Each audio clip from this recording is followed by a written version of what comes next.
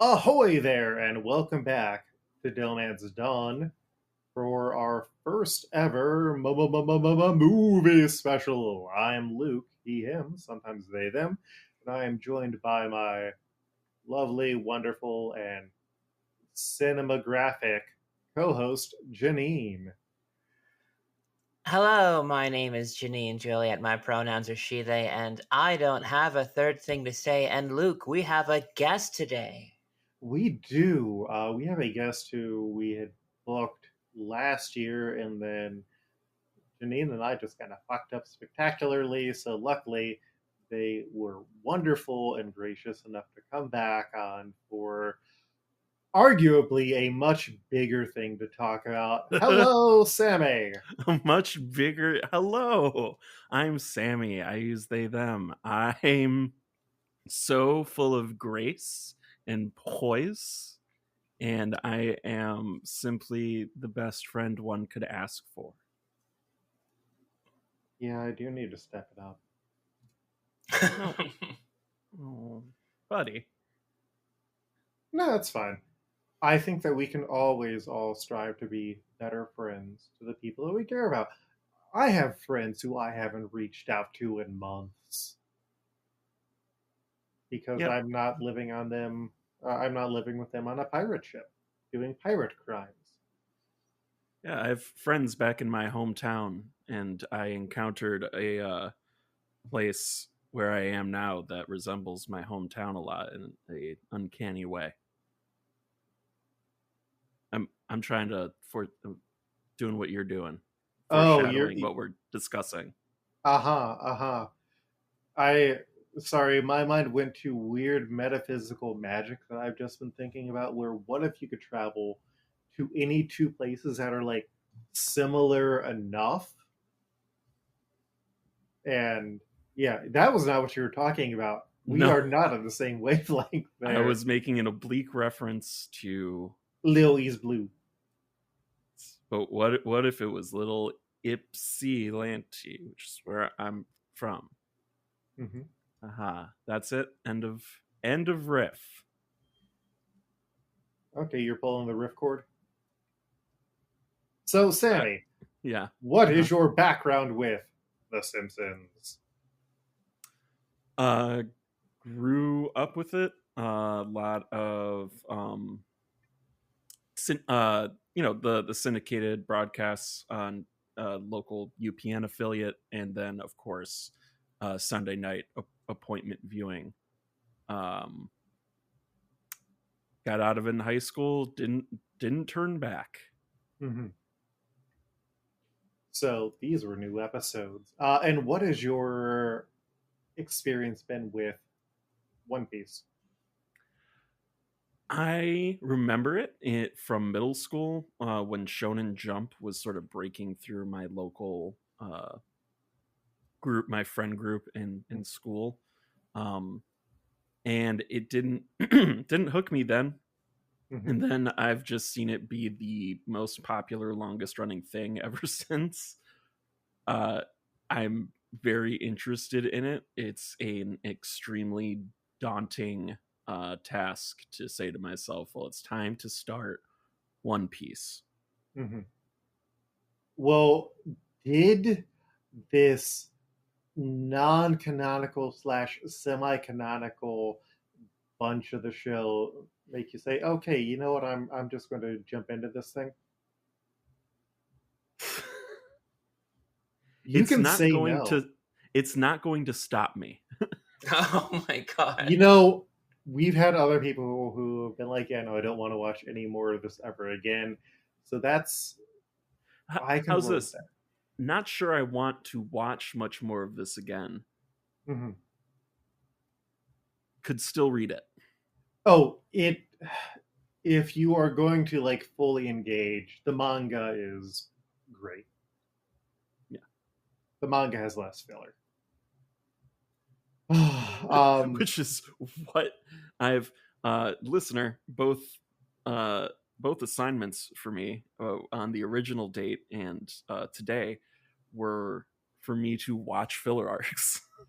Yeah, Sammy was supposed to be our guest for the start of the post-Innies lobby where we covered the Simpsons movie, where there was like some big canonical stuff that happened there, but then it's also just like, oh, Zorro has to look after all these children. Oh, Sanji is going to find out that people are just eating salt off buildings. Oh, Luffy is going to help this girl find out what happens to Yagura bulls when they die. Found heaven. Mm-hmm. Yagura heaven now. Well, I am very happy we could bring you in for these weird episodes. Before we get further in, I have a mint, which is last episode I said that Luffy was 17 at this point. He is, or 19 at this point. He is 17. Thank you to Jogproof on YouTube for listening to all of the show over Christmas break and then leaving comments. My favorite listeners are those who leave comments either on the Discord or on YouTube. So thank you, Jogproof. Sorry, I just realized I needed to open up my character idea master sheet because I was watching Good Bob's Burgers before I came on here. Good Bob, good burger. Uh-huh. Yeah. Not bad Simpsons. Weirdly very horny Simpsons.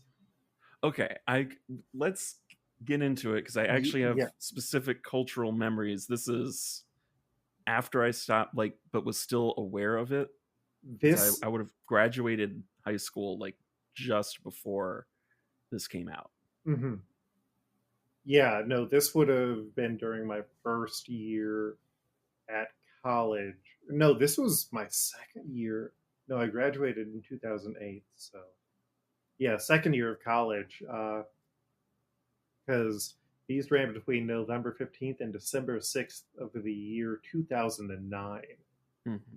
The first one was The Devil Wears Nada, where Marge signs up for a charity pinup calendar, gets drunk, and ends up getting a lot of risque photos of her taken. And she starts to feel really good about her body and is very horny. And unfortunately, Homer is stressed out because Carl is now his manager who's overworking him. So he doesn't have any energy for sex. And so it weirdly culminates in Marge almost hooking up with Flanders. And Homer blackmails Carl because while they've been in France, he's been dating Carla Bruni. And so he's able to blackmail Carl with that. That way he can go home and spend time with Marge. It's a weird one. It's one that I guess is good for Janine as a person who's very turned on by middle-aged women. Yes, Your Honor, that is my voice on the record.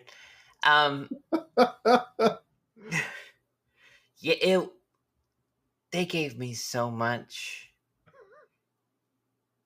Well, this may have been an important time for you because I had never seen this episode specifically, but I remember this came out the same time frame as Marge's Playboy spread. Because I remember they used this episode to market it. Because they had the little photo shoot parts. And so that's amazing. Wow. Uh-huh. Yeah. I think it was coincidental, but they still used the synergy. Mm-hmm. Emphasis on the nergy. Yeah.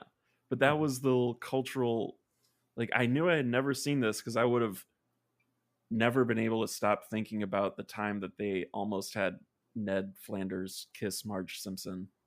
Mm-hmm. That's one of the stupidest sentences I've ever said.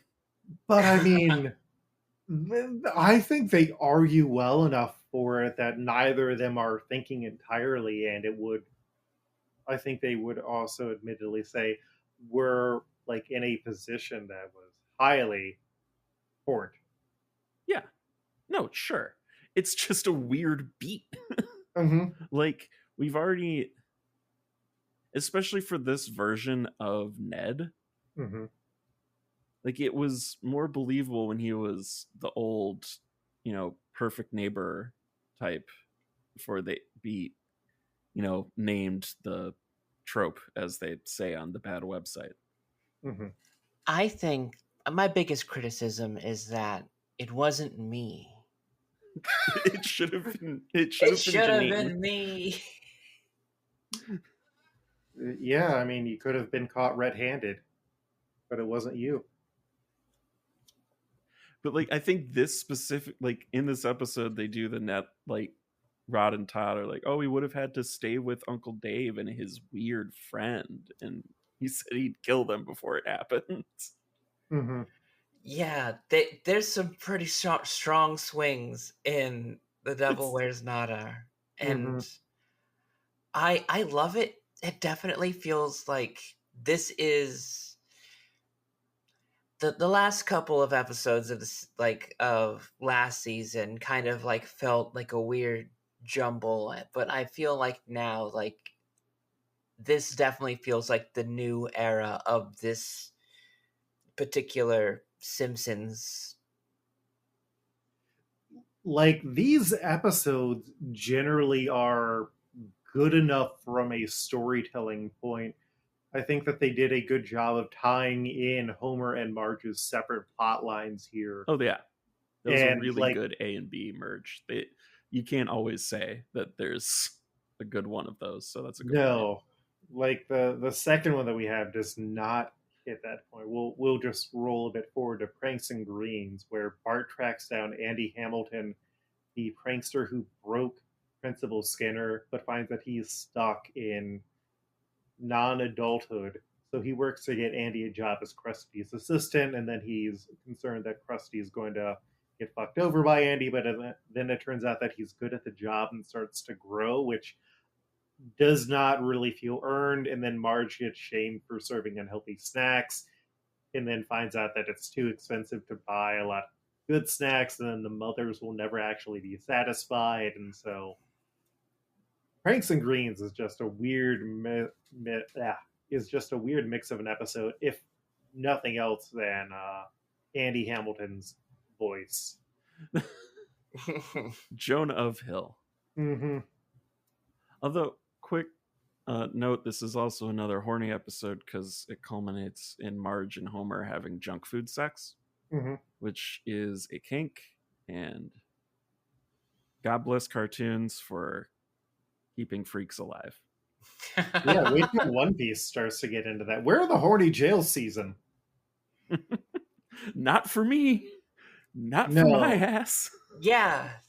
No, I mean, No, if you want to. apparently there's big old like, oh, this is like the closest the story gets to like dealing with its queer class of character and having a bunch of fun and fighting in prison. But what I get is not that, listener. I'm sorry that I didn't get you the Secret Prison Pride Festival with super-powered hormones. Okay. Mm-hmm.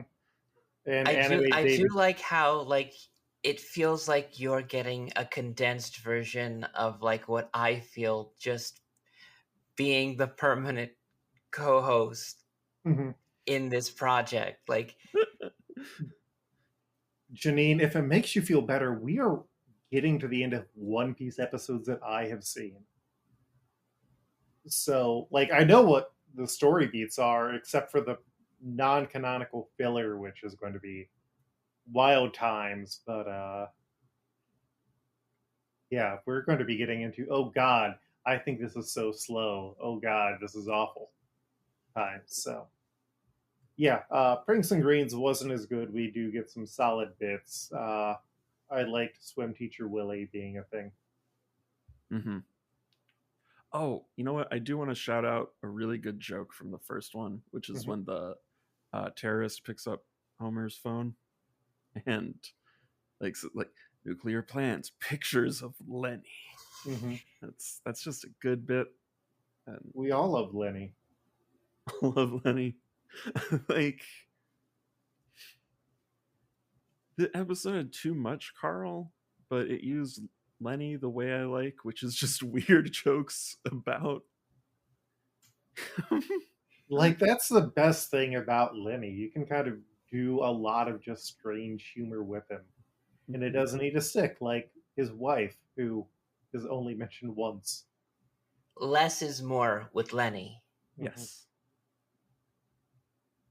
And then the last one is Rednecks and Broomsticks, where Cletus saves the family when they crash into a lake, and Homer becomes a moonshine sommelier, while Lisa finds a group of Wiccans in the woods. Lisa tests their magic, and she thinks, oh, it could work, but then they get arrested, thanks to Flanders. And then the Wiccans curse the town, after which point half the town goes blind, but Lisa finds out that it was because a lot of the moonshine was poured into the water supply, and so they are let go by the town mob. Which, it's a weird one where it could have maybe used another pass or two, because there's a whole thing where it's like, oh, they get brought to court, but the court doesn't find them guilty, and it's like, well, then what's the fucking point for bringing them to court story?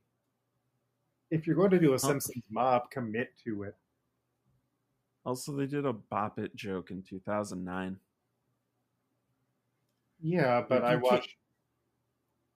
just watched a 2-year-old Bob's Burgers episode where they did a Bop It joke. I mean, What? How? Kids don't have those. Kids will always have annoying toys that make loud noises. Yeah, but they were specifically like blanket. Mm-hmm. This it, that it. Fuck it. I will not. Suck it. Negotiable. Yeah, I think this one was another one that did a good job of tying things together, though. The Homer with the Hill People was fun. Mm-hmm. Cletus and the rednecks are the one weird stereotype that I think is still allowed, because it's always just such a thing that has never really existed. Or well, no, I can't say that. Jokes. Yeah, but it's moonshine. Like, yeah, it is a stereotype of, mm-hmm. Yeah, but I don't know. You still see him on other cards. It's like Italians. It's like Italians. Italians allowed to do it. Do you think Italians are real, Sam? Speaking of Italians, maybe they should have the pirates should have been themed after that. Yeah, because no one could be offended because Italians aren't real. Janine, any other comments for these episodes?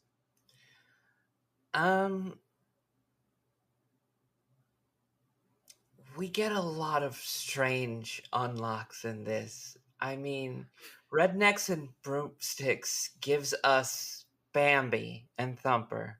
Mm-hmm. And a real Country Bear Jamboree. Oh my god, that's right. But I mean, we also get Marge with Carl head breasts, Gargoyle Mo, Dr. Otto, Stacy Death Satan, Nicholas Sarkozy, Giant Nerd Sidekick, and many more. Yeah, what a interesting batch of Simpsons episodes that are far from the worst. They're fine. Which is more than I can say about most of the episodes of the current season. That brings us to the One Piece episodes we are covering this week. Episodes 426 through 429, and a movie. These include Movie Connected Special. The Gold Lion's ambition moves forward.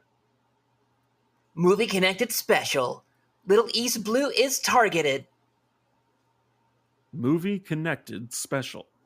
The Amigo Pirate Crew's vicious assault.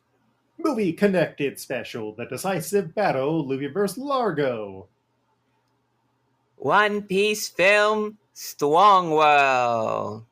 Games. Tunes. Characters. Yeah. So I'm going to do a strategy that I put together called hypercondensation. So 20 years ago, Shiki of the Golden Line escaped impelled down by cutting off his own legs and flying out.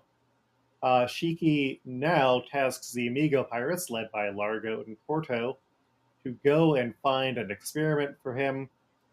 The Straw Hats, meanwhile, meet Boss, who is a massive beetle that leads them to an island where they find Little East Blue, a town where a lot of people who are inspired by the East Blue live. Boss is friends with Yoko, a young girl who lost her marine father. And as the Straw Hats from the East Blue explore the island, the Amigo pirates show up to retrieve Boss. There's a big fight. Largo has net powers. And the pirates are ultimately repelled by the Straw Hats and Boss. And then Yoko comes to terms with her father dying, kind of. And maybe not all pirates are bad. How's that for super condensation? That was really squeezed down to its bare essentials.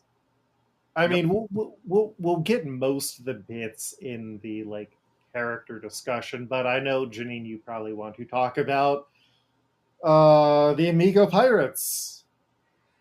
Yeah. What the fuck? It's really incredible stuff. Yeah, it is G Gundam level. You know, I actually find Tequila Gundam charming, to be honest. Well, also, Tequila Gundam has 20 years on these cats. There's poorly animated 80s offensive stereotype Gundam, and then there's 2005, 2009. 2009. Yeah. Mm-hmm. Yeah. Yeah. It sucks. And you feel like the dub could be able to clean it up, but instead they just have the worst Spanish accents and intermittent Spanish words where it doesn't make sense, and not having Spanish words where it would make sense. It hurts so much because I don't know, I feel like that you could have found somebody who was at who's seen a Mexican person. It's not like they're recording in Texas where Funimation is fucking founded. There's obviously no Mexican people in the state of Texas, right, Janine? Yeah. And this could have it could have been uncomfortable but fun, like Tequila Gundam, or the dude in Marvel vs. Capcom 2, Amigo, the cactus man with the sombrero. But do you know how upsetting it has to be for me not to like a pirate based on a luchador visually? Mm-hmm. I mean, we already also have a really good luchador pirate. Yeah. Which one's that? Oh, not here. Jesus Burgess is a pirate who sometimes wears a mask. Mm-hmm. Yeah. Can't give me an episode with the gays. You can't give me an episode with the good luchador. We can bring you back on. You'll be talking to my agent about bringing me back on. Okay. Dr. Giggles over there. Yeah, there's no reason for the theming either, and it just raises more questions, but we're several hundred episodes away from tacos. So And they don't really tie into the movie whatsoever. well, no, because you don't need to watch the movie to know where they come from. These guys are just apparently supposed to retrieve Boss, Mm-hmm. the mutant beetle who we all love. But like even the mutant beetle that we all love and we're all scared that he would sacrifice himself for the Mm-hmm. they, Yeah, they just have that same role filled by a different giant animal in the movie. yeah. Which we'll get Well, to. yeah. Any other comments before we get to me super condensing the movie? Oh.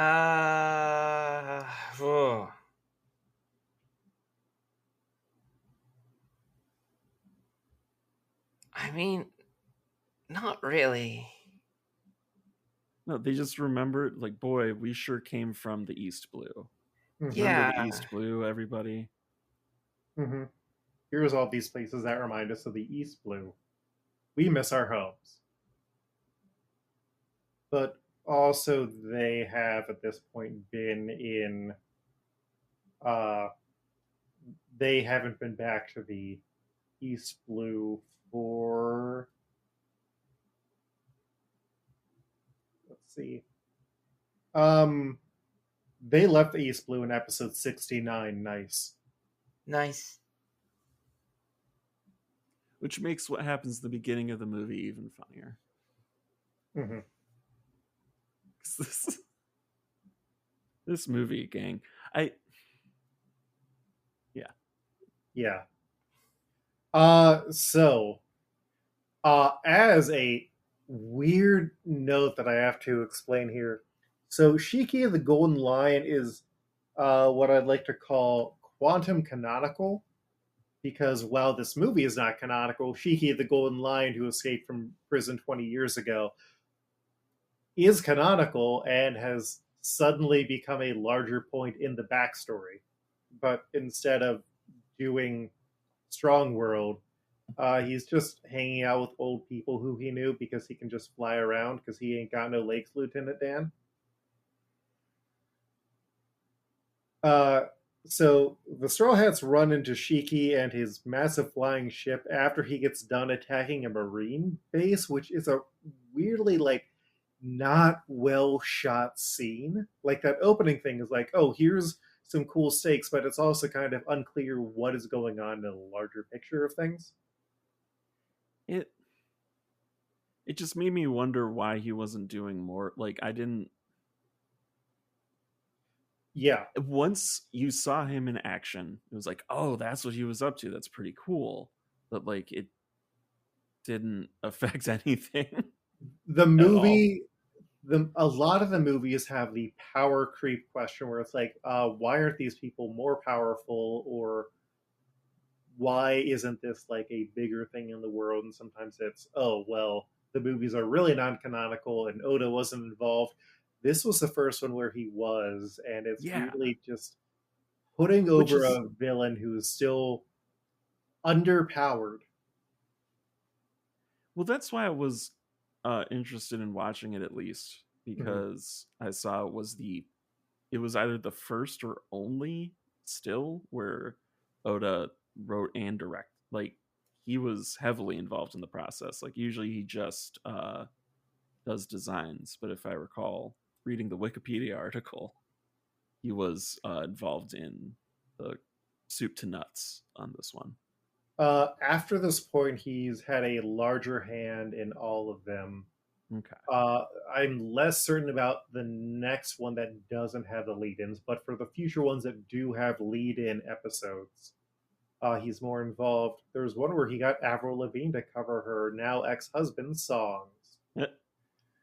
Holy shit. Okay. Yeah, because Avril Lavigne is a fan of One Piece. So, anyways, Nami uses I feel like the thing here is more like One Piece is a fan of Avril Lavigne. Oh, yeah. Oda is a fan of Avril Lavigne. You remember when Nami was running around with a skirt and a top wearing a tie during Water 7. Oh my goodness. Their orange hair. Mm-hmm. So, Nami uses her weather skills to warn Shiki's crew that there is a massive storm headed towards them, and Shiki decides that he wants to recruit her and offers to bring the Straw Hats to the East Blue, which has been under a lot of mysterious attacks, after bringing them up to a series of islands in the sky. Like, this is, what was the sequel to what was the Zelda game with all the islands in the sky? Skyward Sword or Tears of the Kingdom? Tears of the Kingdom, yeah. It's Tears essentially a Tears of the Kingdom situation. Well, I do want he's to like, hey, shout out I'm that not story actually beat. going to help you get home. Oh, go ahead. Oh, sorry. I wanted to shout out the story beat. I like the protagonist being doomed by an act of kindness. That's always a fun time, as you're about to explain. Oh, yeah. Also, we could see Brooke smoking a joint. Mm-hmm. Hell yeah. Yeah, there are the Skeleton Man. Yeah. Yeah. There are, not surprisingly, a lot of tie-dye lightweight shirts where you can just get Brooke with that blunt on it. Yeah, I bet. Mm-hmm. We love when the horny Skeleton Man. Look, speaking of blunt, good.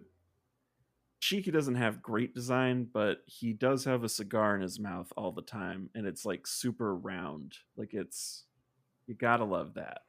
Yeah. Shiki, he also has a big wheel in his head for no reason.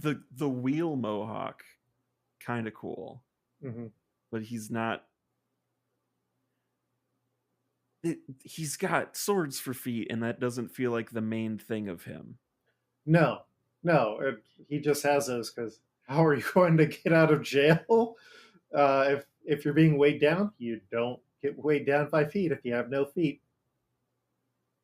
Which, power move. Oh, yeah. Mm-hmm. Anyway, so. Yeah, so he brings him up to the sky and then's like, hey, I'm stealing your navigator. And then he just sends the ship and the rest of the crew spinning out across the islands. And so we get a bunch of scenes of them fighting giant monsters, which is like a fun part, but it adds very little to the story. Well, I like the giant monster. I like introducing them as the threat, and especially when we get to later in the story. I of course like to see a big like sloth bear hit a German suplex. Janine and I watched the episode as part of a Discord streaming event. Join the Discord if you haven't, and I call that out. It's a wrestle move. It's one of the best wrestle moves. And also, if you watched the dub, which Sammy, you said that you watched subs. Indeed. This had been the. I would get divorced if I did otherwise. Fair. Yeah, this was Brooke, the dub voice actor's first time in that role. Oh, in the movie? Yeah, doing this movie. Just because Funimation wanted to kind of get it out close enough to the episodes, and they were still catching up quite a bit. I see. Yep. Yeah. So Shiki brings Nami to his base where he's essentially, he has a podcast crew. Like, I haven't figured out a better way, but he's the old head who has like a lot of talent, and he's got the weird scientist guy who maybe has a lot of thoughts about eugenics, and then there's the quiet guy who has a lot of riz and can dress well. And they're a podcast. They do bits. They have intro music. They keep women against their will in their compound. Podcast. One of the guys farts when he steps. It's the shoes. Yeah, no, they do like straight up 3-man like stage routines and have a little sign off like Ta-da, a button. There we go. Mm-hmm. Yeah, I got rid of a lot of my buttons for the podcast, but I've also never kidnapped any women and brought them to my sky castle. So Nami escapes Shiki's fortress with Billy, who is a duck with electric powers because of mutations, and eventually all the party meets up in the only small village on all of these islands that are protected by some trees that are able to repel the mutant animals on the island, but also it is poisoning the villagers because they can't get any of the IQ plant, which Shiki's men have been harvesting to mutate the animals, because it apparently causes hyper evolution. And Shiki's whole thing is like he wants to be the strongest. That's why it's Strong World. He doesn't want to cure cancer. He wants to create dinosaur people. And in his defense, a lot of the monster designs kick major ass. There was I hope Oda had a blast with all these big little guys. Yeah, I mean, what is your favorite one of the monsters?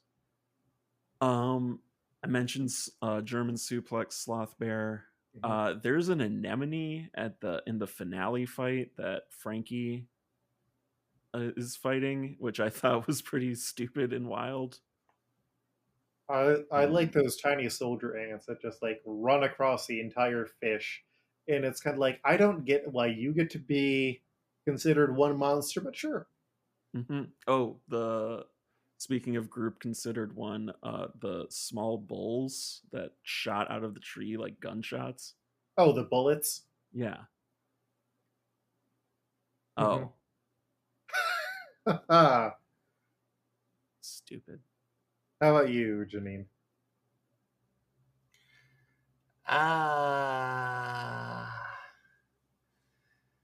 I like a big fucked up bird. There were great big fucked up birds. Mm-hmm.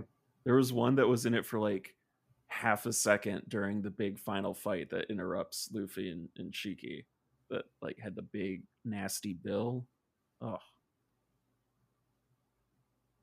So, sorry, listeners, you can list your favorite animal now. Either you can say it out loud or you can leave it in the comments.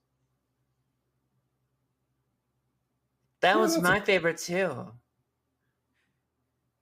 So I didn't like it. So Shiki's plan is he's just going to unleash all of these monsters and the pirate army, and then Nami will help him avoid his only weakness, which is storms. And he reappears in the town, beats up the crew, takes away all the trees, and takes Nami back with him. And Nami leaves a message saying that they can't beat Shiki. And after getting their asses kicked by Shiki's powers, which they're supposed to be flying, but he's just fucking summoning lions out of the soil. Well, he can levitate anything that he's touched too. Yeah. So, which is still getting stretched. It's like, okay, he's touched every, like he touched the island. That counts as him getting all the earth under his command. Mm-hmm. Or later when he has touched all the snowflakes surrounding his palace. Mm-hmm. It's anime movie bullshit. It's filler bullshit, but also it is like, yeah, no, he's too powerful to put into the main series, and then he's gone back on that since then. Yeah, so the crew gets freed. They dress up in suits to go and try and save Nami, who tries to blow up all of the trees that are forming a border protecting his palace. Shiki, meanwhile, also has like hundreds of pirate crews who have shown up here. Everyone gets into a fight. They have to get the cure for Nami, and there's just a bunch of stuff going. Luffy wins in the end. Islands fall back down, and all the people from the village have fully just evolved bird wings. Yeah, they mention it early on. Mm-hmm. that As if to say, look, now you can't say we didn't say so. You Yeah. can't. You saw those little feathers on their elbows the whole time. And Link did not die at all in this run of Link's Awakening. So when you get to the Windfish, you get the full ending.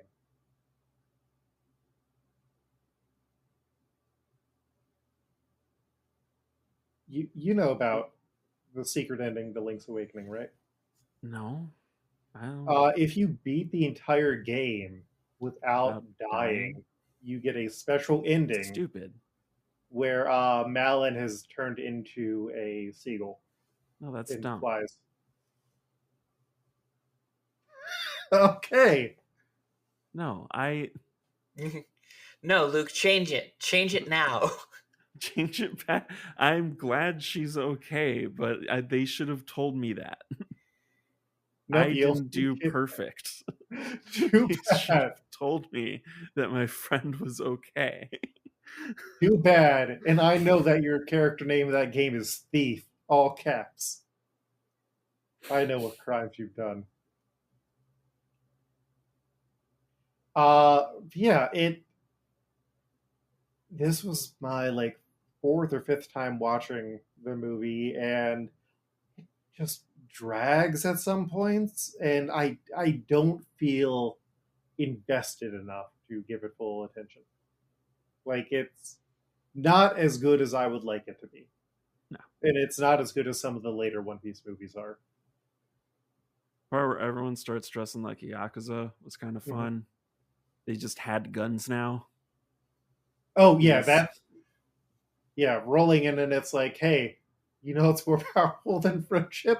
Guns, motherfucker. Each straw hat had a different gun specific to them. Mm-hmm. And while they do have cool suit moods, in the next fully supported One Piece movie, they do get costumes designed by Armani. That's pretty cool. Yeah, that's pretty sick. The looks from the first part of the movie aren't bad. Like I love Robin's sweater dress. Mm-hmm. They go full hog on Frankie being a little delinquent biker with a leather jacket and is like floppy. They flop up his pompadour a bit and give him different motorcycle animals. Was it just two, right? He has a grasshopper and a crayfish. Yep. The Crawley Davidson. Yes. that was the joke that they make. Mm-hmm. Which, did they also do that joke in the sub? Yeah. Fascinating. But also I think it was a different it sounded like it was a different first syllable when they were speaking it. Mm-hmm. But the sub said Crawley Davidson, and I could hear Brooke saying Davidson. Fascinating. All right. Yeah. This is not the best One Piece movie. I know there's one that people say is really good that I've heard can ruin the show for folks. But you know what? There are worse One Piece movies out there. There's definitely worse anime big theater movies. I think this could have used a song or two by Smash Mouth. I have the Digimon movie wipes the floor with many OVAs. Because it's two movies in one. It's three. No, it's four because you also have the Angela Anaconda special. Ooh, wait, Janine, ooh. Do you not like Angela Anaconda, Sam? I liked it. It's just hard to accept. It's a challenging work.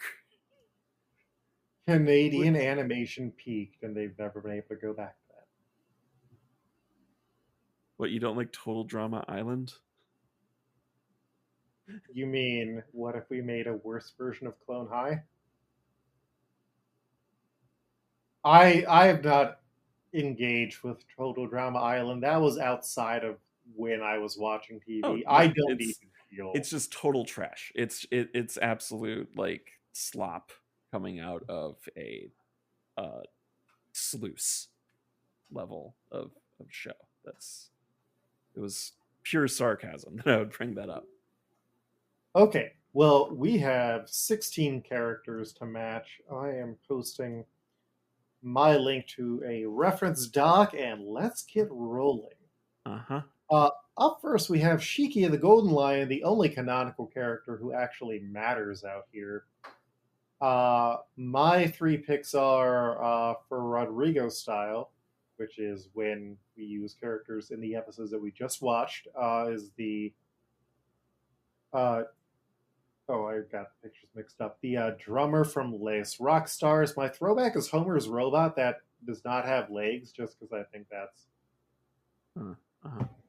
humorously relevant. And then I also put on Snake Jailbird, full on canonical Snake Jailbird, because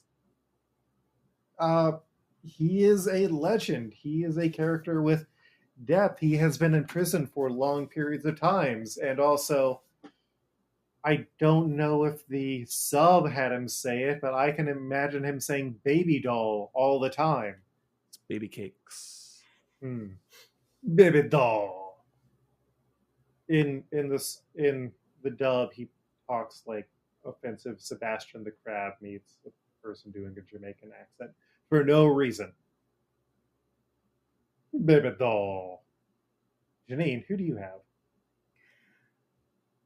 Well, for my Rodrigo style, I have Andy Hamilton. And for my second pick for my throwback, I have Alcatraz.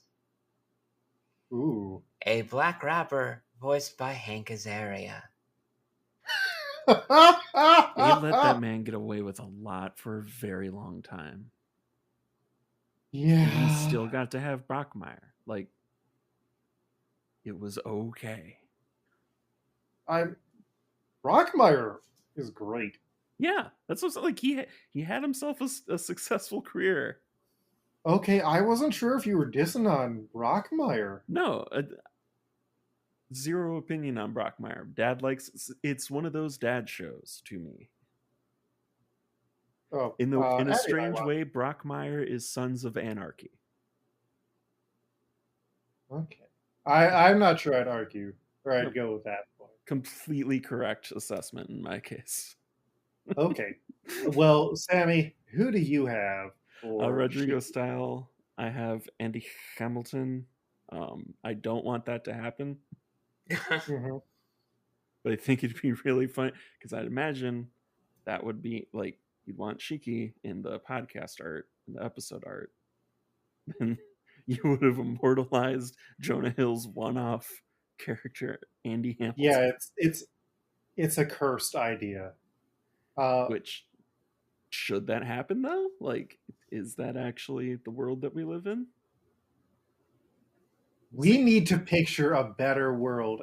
Did he have a second pick? I really like Snake. Bringing that, Mhm. like, that's actually good episode art. Mm-hmm. And then people would stop saying, when are you going to use Snake? Yep. Plus, then I guess you'd still have him come back later. Mm-hmm. And what's this? Pere, pere, pere, pere, pere. We've got listener suggestions. Aitor Molina suggested Shelbyville, Manhattan, or Russ Cargill as suggestions. Russ Cargill being a villain from the first Simpsons movie. Oh, Russ Cargill will be fun. Reverse Eye Patch suggests, with perhaps too much support on the Discord, Sherry Bobbins, because they can both fly. And Jogproof on YouTube also suggested Shelbyville, Manhattan, and Scratchy, because Shiki was a rival of Goldie Roger. Oh, and that's who you have Itchy. No, our Goldie Roger is Jebediah Springfield, aka Hans Sprungfeld. Oh, so Shelbyville, Manhattan. That's the reasoning for that. Okay, Mhm. got it. Yeah. I'm on Team Snake. I can be convinced towards Shelbyville, Manhattan. Janine, who are you feeling? I'm really moved by our listeners going for Shelbyville, Manhattan, Mm-hmm. and I feel like I want to tip the scales to them. Yeah, no, I think that's perfectly fair. Hey, good job to listeners who comment on the YouTube videos. Y'all Who got one on the board. who suggested Russ Cargill? Itor Molina also suggested that, Uh, along with Shelbyville, Manhattan. Itor Molina, you're the most correct out of any of them. Russ Cargill is actually the people's choice, but we're kind of running over democracy right now. So apparently it's Shelbyville, Manhattan, Yeah. but it should have been someone who was played by Al Brooks, such as Russ Cargill. But this is the world we live in today, and we have to just pick our battles. Cool. I mean, we can always just keep in mind Albert Brooks characters for all the other movies that have original characters. Yeah, the thing that I like particularly beyond it just being Al Brooks is that it was a movie villain, like, and then this Mhm. was the big One Piece movie of the time. They all are, so that's a tenuous connection at best. Shelbyville, Yeah. Manhattan is a good choice. All right, up next, I think we could probably approach Corto and Largo as a duo if people have their picks that way. Janine, who do you have for Corto and Largo? Well, for Corto, my first pick, my Rodrigo style, is Teacher Willie as Corto and Cool Skinner as Largo. Mm-hmm. And for my secondary pick, it's also another package duo. Mm-hmm. The lead from Tango de la Muerte, who I believe, it's not ever said, but I believe is Eduardo, because his brother's Fredwardo.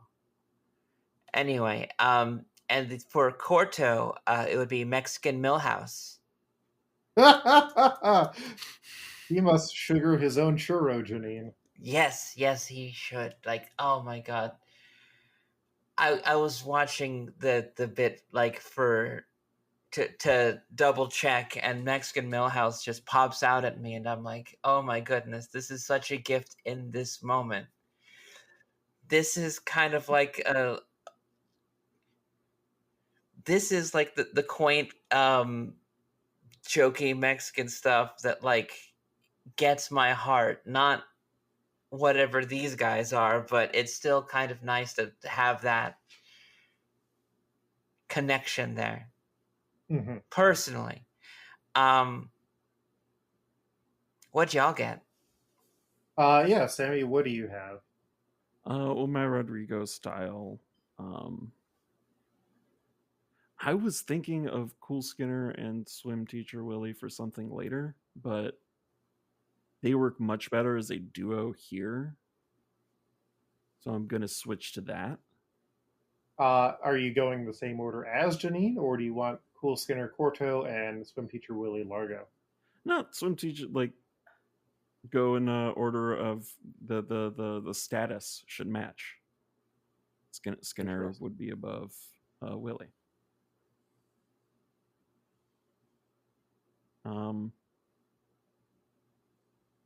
I can't speak to anything outside of it, but I will critique your suggestions as if I have better ones.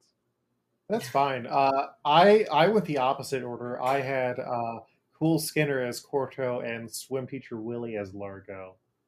Huh.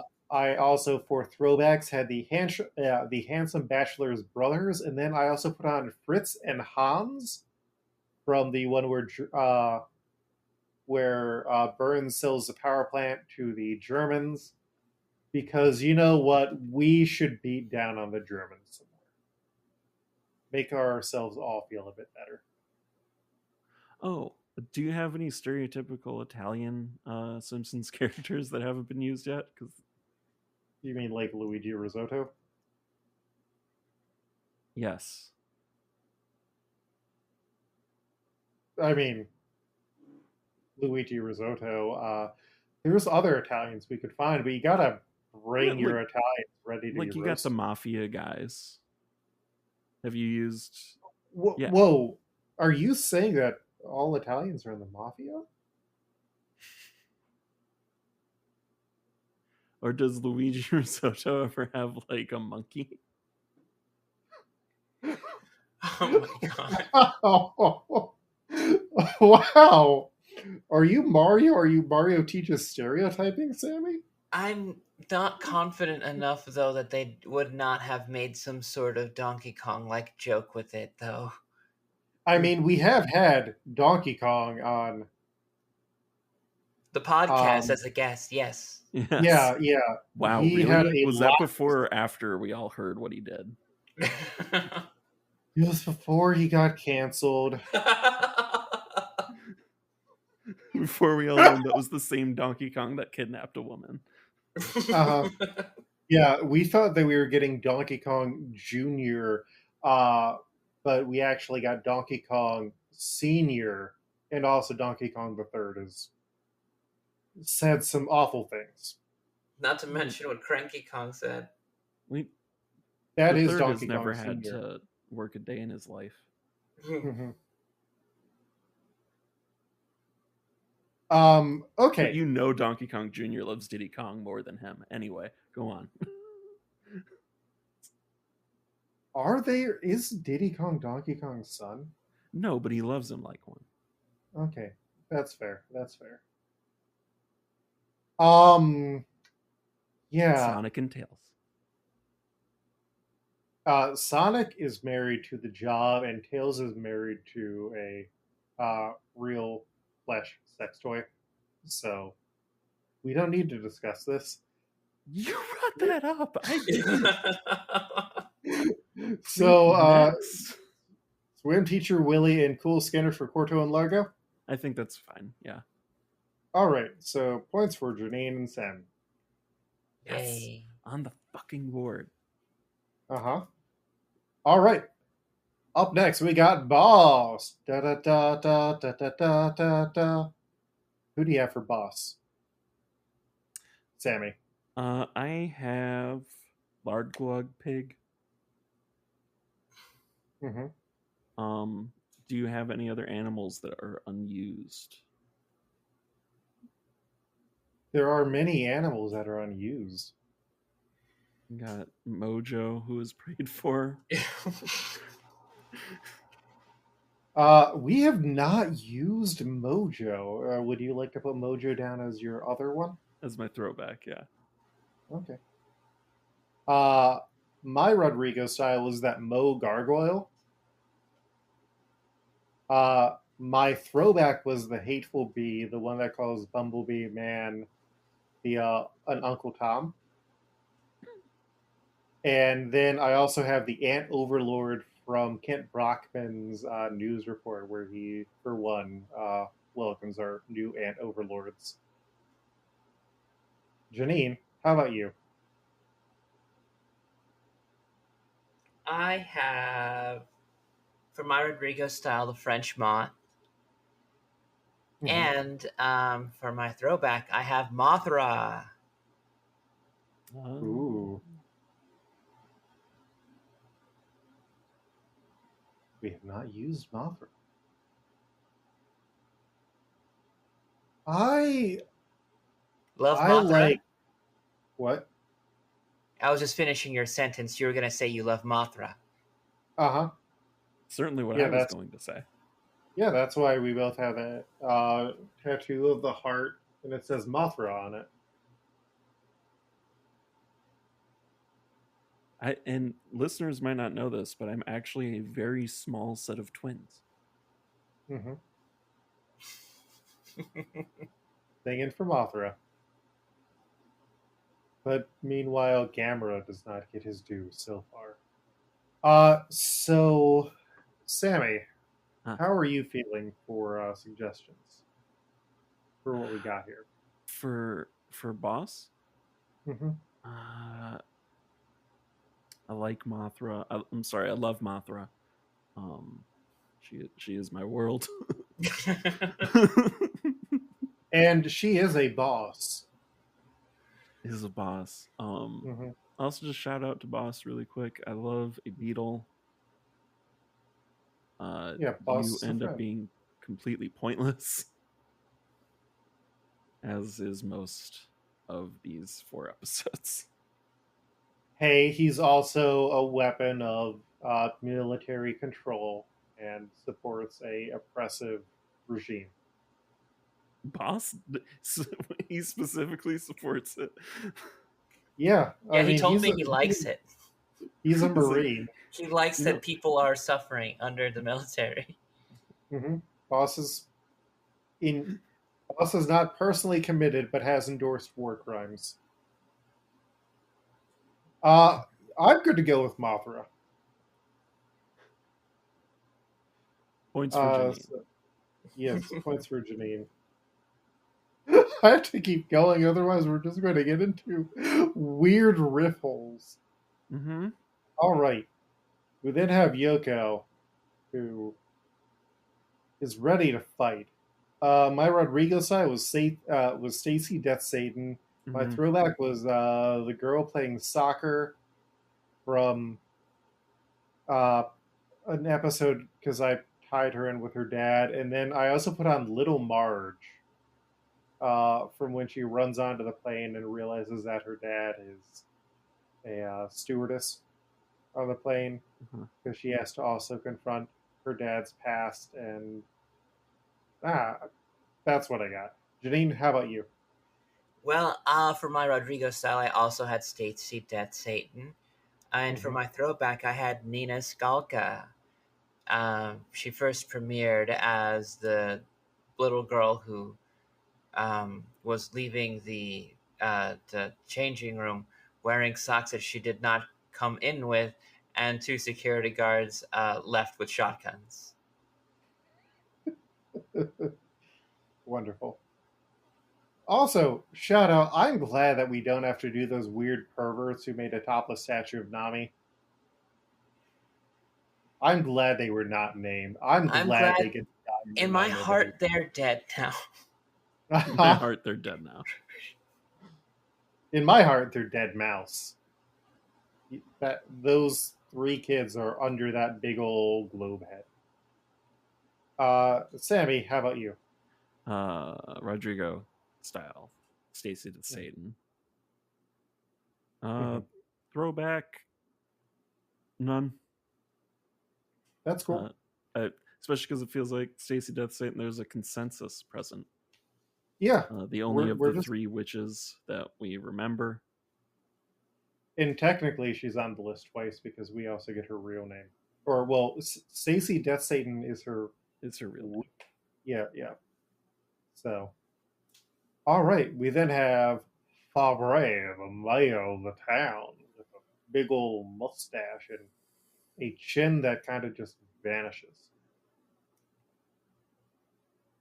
Janine, who do you have for Fabre?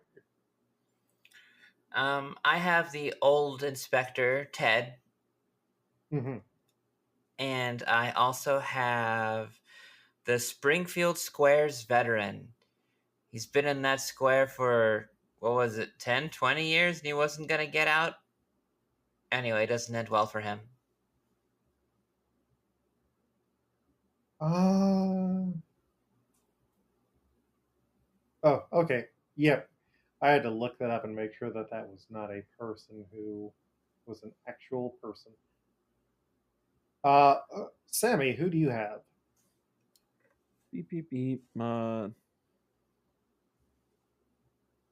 The Rodrigo style. Just one of the red, like there was a redneck with mustache. Oh, now I'm in your document and I can see you also picked redneck with mustache. Yes. Oh, That. Cletus's pa. Yeah. Mm-hmm. Yeah. That was my Rodrigo style. I also put on Cheesy McMayer, and then I had Horst, just following that German theme, even though Fabre is not part of Corto and Largo. But the mustache and the energy is kind of the same there, and even the chin. Like, It that's a is. Horst.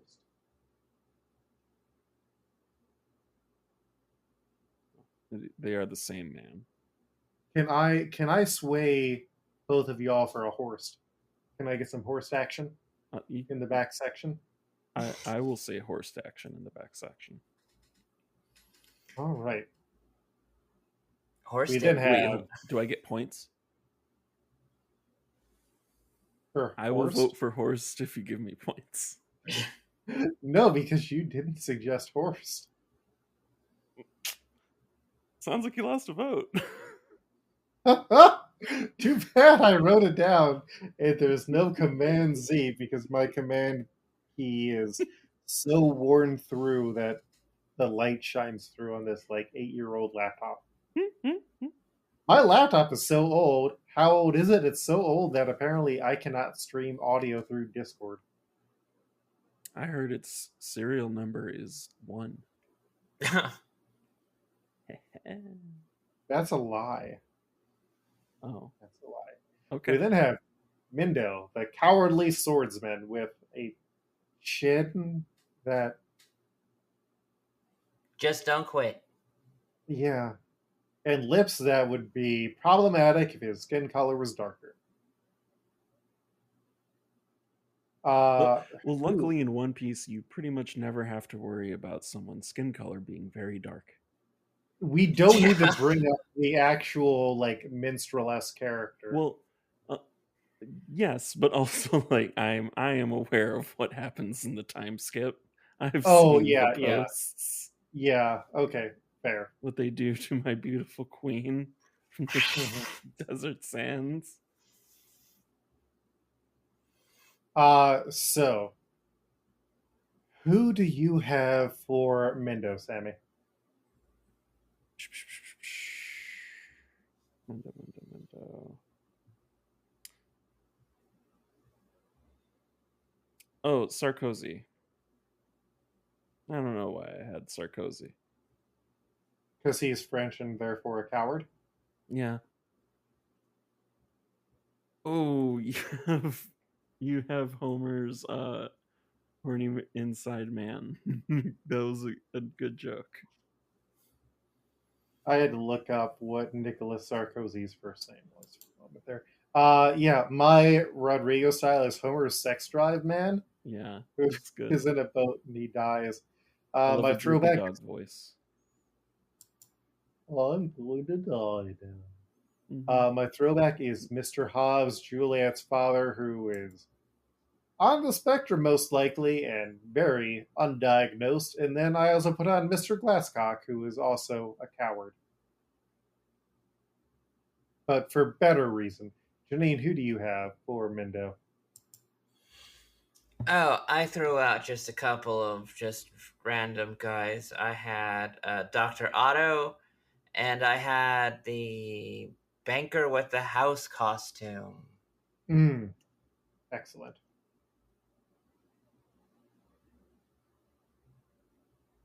What are we feeling? Does anyone have a strong opinion towards one of these?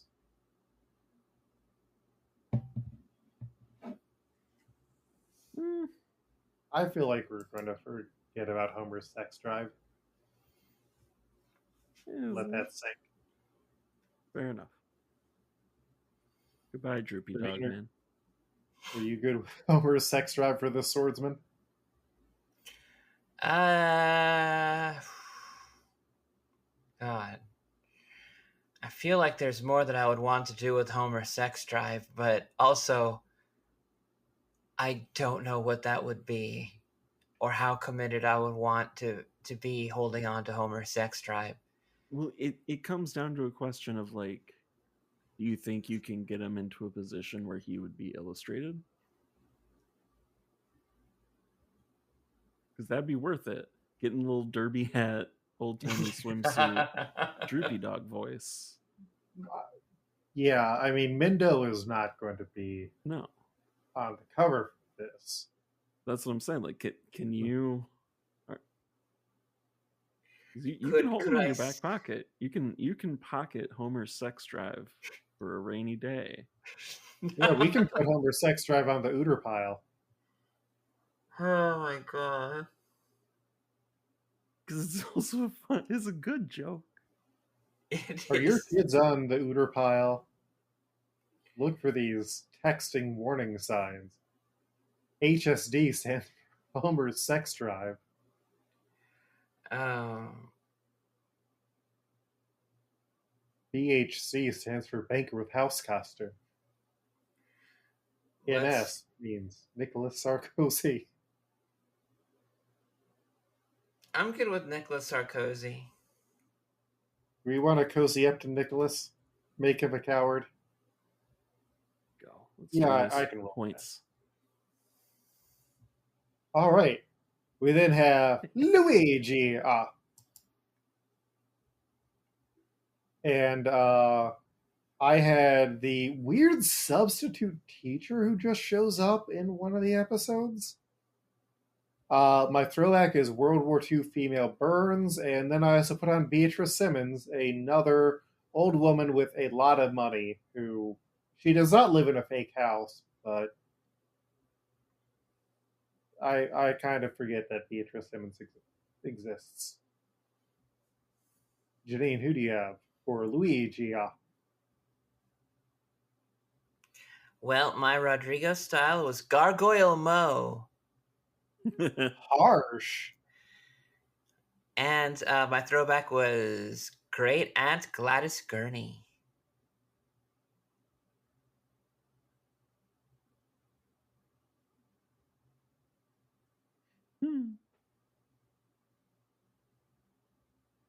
And my Rodrigo.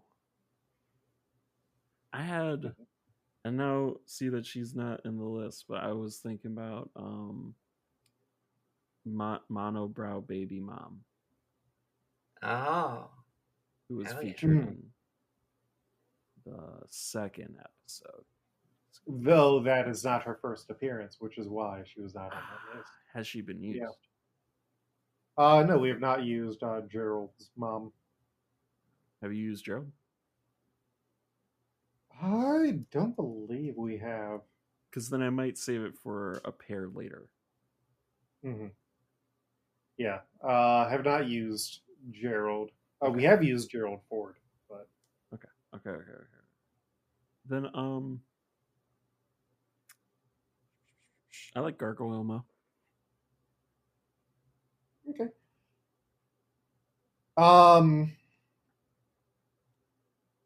If y'all want to use Gargoyle Mo, I think we may regret that later, but that's fine. We live with regrets and we keep rolling. Mhm. Okay. All right. So we Luke then is gonna have. hurt us. No, I'll hurt myself instead. We then have Mitsubishi. I went and got a car at a sketchy dealership, and it was a Mitsubishi. Janine, who do you have for our knockoff Zeph chef? I have Lard Glug Pig as my Rodrigo. Mm-hmm. And my throwback is Ralph Gables. He's the one who's driving the family on a large trip and snaps and says, that's it, back to Winnipeg. Interesting. He does have the hair for it. Also, it's weird that he is named. He's only listed in one episode, at least, on the Simpsons fandom site. Sammy, how about you? I want to counter. Counter with the angry dad from the episode, from the Bop It joke. Different one-time appearance father in a trapped in a car gag. I don't hate that. Well, my Rodrigo style was Manager Carl when he's having the fantasy where he's in the gold suit with the cane. My throwback is Sex Bakery owner Patrick Farrelly. And then I also put on Chef Lonely Heart because this is a sad chef. Mitsuboshi, I think, is a lonely chef. Mm-hmm. Who was the celebrity guest who voiced Sex Bakery?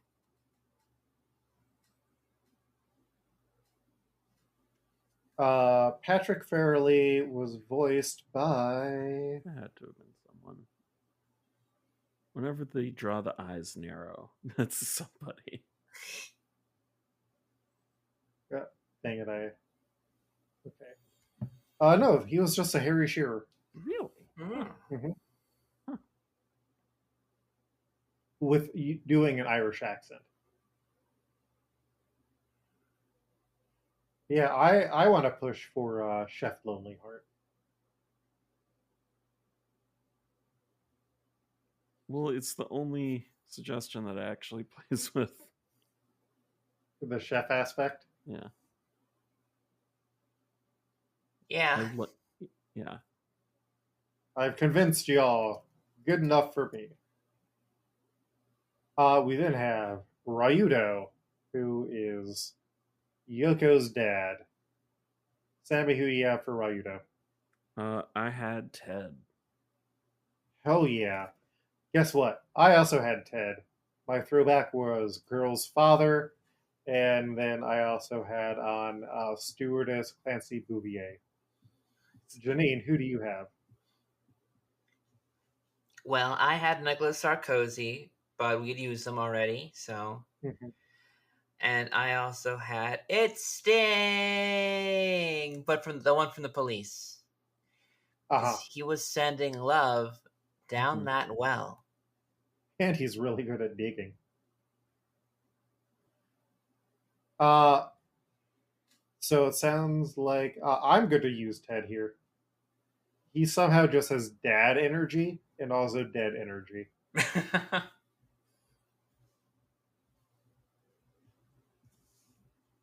So we now get to our movie cast. Up first is Dr. Indigo, the clown man who commits war crimes. And my Rodrigo style was Les Rockstar Singer. My throwback was Clownface, Krusty's Batman 66 villain identity. And then I also had on Sideshow Cecil because Dr. Indigo and Sideshow Cecil have the same, they desperately want to be clowns, but are also, they have better things that they could be doing. Janine, who do you have? I have Horny Boat Pilot as my Rodrigo style. And then for my throwback, I have Dark Stanley because I was kind of creeped out. Dark Stanley is a good choice. Sammy, who do you have? Well, this was the other one I was thinking of for Cool Skinner or Swim Teacher Willie. I like him as the horny boat captain, and then using one of the horny, like, engineer coal shovelers for the next character, but also like Sideshow Cecil.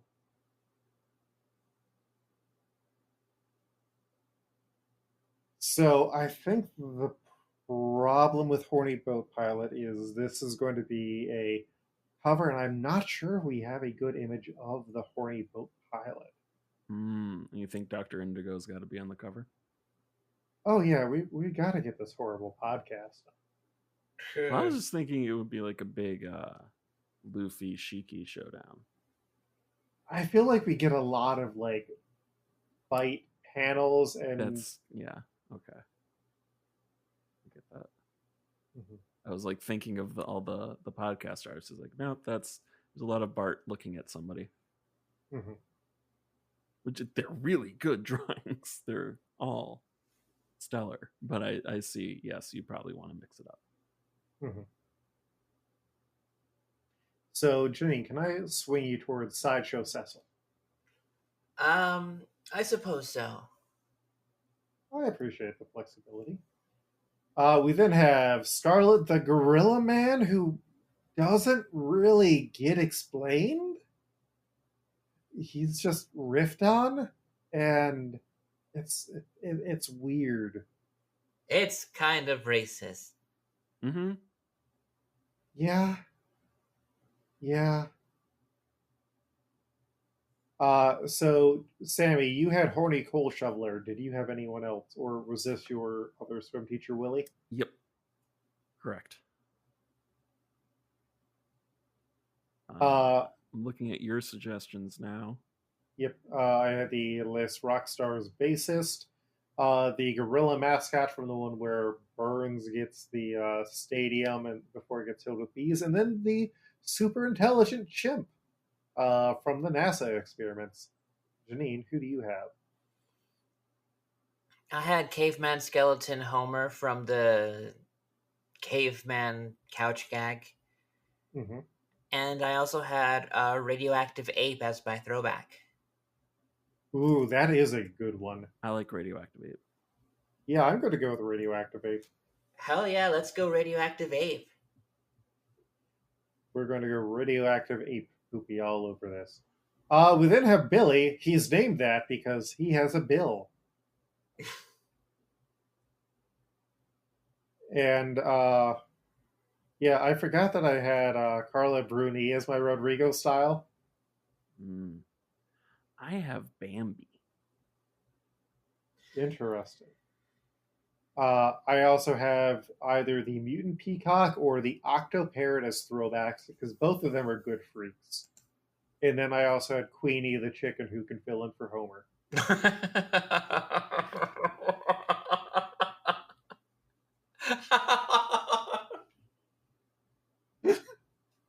Got him! Janine, who do you have? I also had Bambi, but I also had Cheaty, the rubber duck that had frowny eyes that Homer had drawn. But you have some really good choices for Billy. Thank you. And that's why you want to push for Carla Bruni.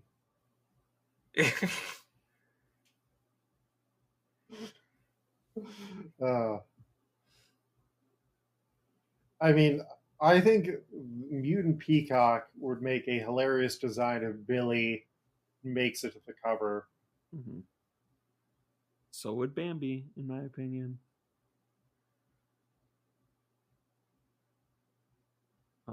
But out of the freaks, I also like Mutant Parrot and Queenie. I like just chicken. Normal chicken.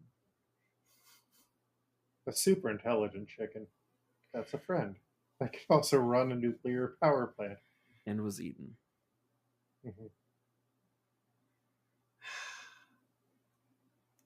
I really popped for Queenie. I gotta give it to Queenie. Yeah, I'm going to go with Queenie. Queenie.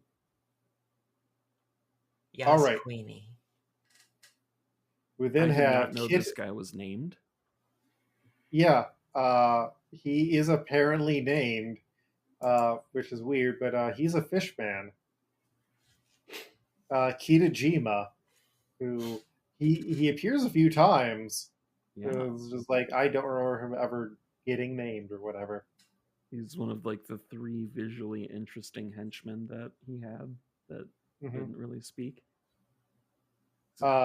He told everyone to get out of here. Mm-hmm. But like there was also that lady with like the tattoo on her forehead. Yeah. Janine, did you notice that lady as a person who's very turned on by middle-aged women? I love that I have a consistent brand here on this show. Mm-hmm. I'm not sure if I love it always being this, but if that is the cross I have to bear, I will be attracted to those middle-aged women. for us. Mm-hmm. Who do you have for Kitajima, Sam? I guess this would be a good place for Andy Hamilton or Pringle Snake. Feel Pringle Snake had the same effect on its respective runtime.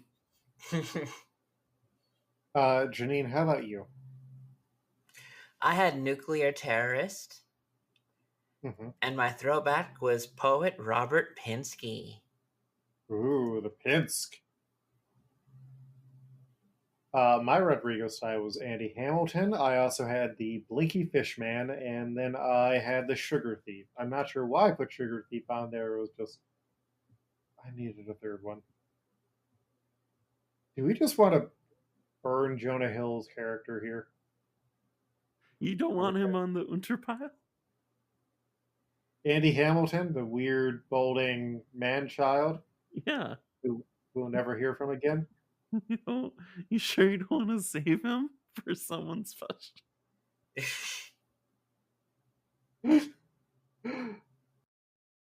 I mean, here's the challenge. We can save Andy Hamilton if you want to commit to coming back on or paying attention enough to the suggestions on Blue Sky to be like, hey, there's an Andy Hamilton. If I commit to doing another one, could I campaign for Andy to be in the cover art? I mean, if we find a good character for Andy Hamilton. No, burn him. He's the stupid fish man who has one line. Well, you at least get a point for this one. Yes. We then have Xiao. Xiao. I had Cassandra, one of the Wiccas. I also put the Grumple daughter on here because I also used the Grumple mom for my ever suggestion, and then I had brown long-haired girl. This is just another person to use. Janine, how about you? I had Caveman Skeleton Lisa, Mm-hmm. and I had Gloria's daughter. Gloria being a background character who just gets a name past their initial background appearance, like many background characters do. Yeah. Sammy, how about you? This is alluded to earlier. I would use Gerald Monobrow Baby for Xiao and his mom from the health food episode. Ever. Mm-hmm. But I also like Grumple, the Grunkle daughter and Grumbadidle mom. The Grumple daughter. Yeah.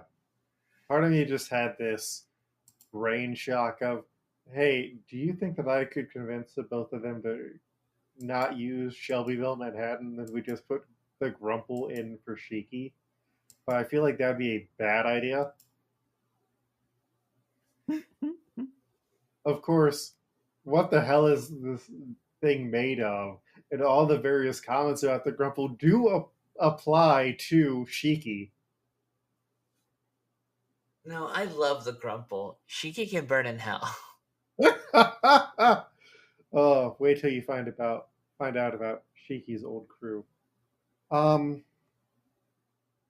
Yeah, I do feel like we should save our Grumples until we can get a good Grumple group.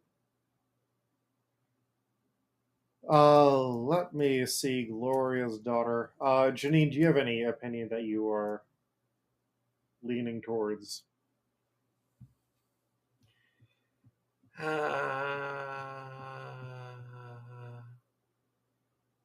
I don't hate Monobrow Baby and Monobrow Mom. I do feel like, though, Gloria and Gloria's daughter as a package deal could also work unless you want to save them because they are a part of a bigger family. But the thing is that they also don't have like names. I think Gloria is the only one in the family that is named. Yeah, and I mean, she's not even the biggest Gloria that we have, because if you think about Gloria, you're most likely going to be thinking about either Gloria who dated Mr. Burns and Snake, Oh yeah. or the Queen of the Harpies. And Gloria doesn't even get her name for like quite a few seasons. She's a background character who just eventually gets named. So I'm going to use Gloria and Gloria's daughter. So let's say I'm going to use It's Gloria's what you daughter here. deserve, Xiao. Mm-hmm. Yeah, filler. And then last but not least, we have Ever. I had Wellness Foods Clerk, which weird gothish lady just going on there. For a whole paycheck joke. Uh-huh. And then the waitress from Selma's Choice, because she was also the waitress. Oh, wait, I actually did not put. I had apparently not updated the image on my daughter, and I still had, or on my document, and I still had Sparkle, one of the yo-yo actresses. But that's perfectly fine. Sammy, who do you have? For Ever? Well, let's do. I'm thinking Gloria. Oh, okay, did you have anything on before, though? Well, the monobrow mom. But we're doing. I feel like doing the different pair. I like the pair. Oh. I like pairing. Don't like pears, the fruit. Fair. And Janine, who is your Rodrigo? Caveman skeleton Marge. All right, so I think we're all good with Gloria here. So, to quickly go over the list, our Shiki is Shelbyville, Manhattan. Our Corto is Swim Teacher Willie. Our Largo is Cool Skinner. Our Boss is Mothra. Our Yoko is Stacy Death Satan. Our Fabre is Horst. Our Mindo is Nicholas Sarkozy. Our Luigia is Gargoyle Mo. Our Mitsuboshi is Chef Lonely Heart. Our Ryudo is Ted. Our Dr. Indigo is Sideshow Cecil. Our Scarlet is Radioactive Ape. Our Billy is Queenie the Chicken. Our Kitajima is Andy Hamilton. Our Xiao is Gloria's daughter. And our Ever is Gloria. Hey, we made it through. Consequential characters all. Yes. I mean, we got one of them that'll matter, and any of them could be made canonical again. Some of them even show up in future movies that are not canonical. Sammy, where can people find you online? Don't. If you wish to be seen online. I'm not found. I don't want to invite people to find me on Blue Sky, because when someone finds you on Blue Sky, they have some kind of strange reply they want to do to me. I don't need more people interacting with me on Blue Sky. That's fair. I appreciate your ability to have reduced your social media presence. Not my usage, but my No, presence. but, yes. Whew. Cut back on that. I mean, yeah. Yeah. If you're cool, you can find me. Luke talks to me on Blue Sky semi-frequently. I do. You'll find me. And Janine, where can you be found online? You can find me on Blue Sky, JanineJuliet.biscuit.social, and Janine is dope on Instagram. I'm not trying anything else.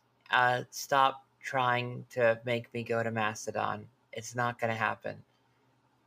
And Luke, where do people find you when they want to look for you on the internet? You just say my name 3 times and then send $100 to my PayPal. You can find me on Blue Sky at Coltreg, KOLTREG.bluesky.com. There's a Patreon in my name that goes to support the show. If you enjoy this podcast, like listening to it, that helps because I am still currently unemployed. I'm hoping that's going to be wrapped up soon. But that lets me eat and spend money on things without needing to worry about not having money. You know that like Cobra insurance is stupidly expensive. Yes. Yeah. It's a fundamental failure of the policy. Yeah. I had like $850 to pay for a month, and I signed up too late in the month, and they're like, "Hey, even though it's like the 20th, you're still going to pay for this entire month. Like, can't you prorate it?" Nope. They're like, "Nope." So, yeah. Luckily, I can get on a alternative plan soon, thanks to being married and the new year. So, yeah, Patreon, Luke Hare. I also have comics that are on my itch.io at Coltreg, KOLTREG, and I might have a new project to announce relatively soon. Buy one of the physical comics. They're good quality. Yeah, I brought some into my hairstylist today, and I sold one to them. And I got a haircut. That's 2 transactions. That's people. That's grind set. Yeah, you can find The Clay, which is a comic that I wrote if you look up Silver Sprocket Comics. They have copies of it there. And then the cover artist for the show currently is Mike Patten. You can find him most places at Patten Pending, PATTENPENDING. And if you are listening to the show, you either found us on the podcatcher of your choice or on YouTube, or I don't know, someone gave you a weird bootleg of the show. Generally, you can find out about the show at DohManceDawn.com.